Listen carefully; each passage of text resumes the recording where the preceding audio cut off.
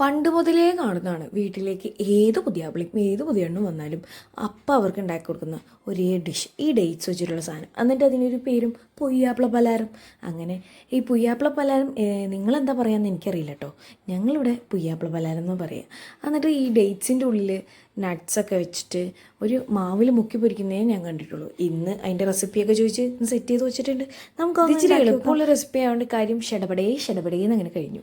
അങ്ങനെ ഡേറ്റ്സ് എടുത്ത് അതിൻ്റെ ഉള്ളിൽ നിന്നുള്ള കുരുവൊക്കെ എടുത്ത് മാറ്റി അതിലേക്ക് കുറച്ച് നട്ട്സൊക്കെ ഇട്ട് പിന്നെ ഒരു ബൗളിലേക്ക് 1.5 കപ്പ് കടലമാവ്, പിന്നെ അതിലേക്ക് ഒരു മുട്ട പൊട്ടിച്ച് ഒഴിച്ചു, അല്പം വെള്ളവും ചേർത്ത് നല്ലൊരു ടൈറ്റ് ബാറ്ററാണ് നമുക്ക് വേണ്ടത്. ഏകദേശം ഇങ്ങനെ ഈ ടൈറ്റ് ബാറ്ററിലേക്ക് കുറച്ച് ഉപ്പ് ഇട്ട് കുറച്ച് ലേശം പഞ്ചസാര ഇട്ട് സെറ്റ് ചെയ്ത് നല്ല മിക്സ് ചെയ്തെടുത്ത് ഇനി അതിലേക്ക് നമ്മൾ നേരത്തെ തയ്യാറാക്കി വെച്ചിട്ടുള്ള നമ്മുടെ ഡേറ്റ്സ് ഉണ്ടല്ലോ അതങ്ങോട്ട് ഇട്ട് കൊടുക്കുക. അതിലങ്ങോട്ട് മുക്കിയിട്ട് ഈ പാൻ അങ്ങോട്ട് വെച്ചിട്ട് ഒന്ന് പൊരിച്ചെടുക്കുക. ഒരു സൈഡ് മൊരിച്ച് കഴിയുമ്പോൾ ഒന്ന് മറിച്ചിട്ട് കൊടുക്കുക. അപ്പോൾ ഇതാണ് സാധനം. വളരെ സിമ്പിളാണ്.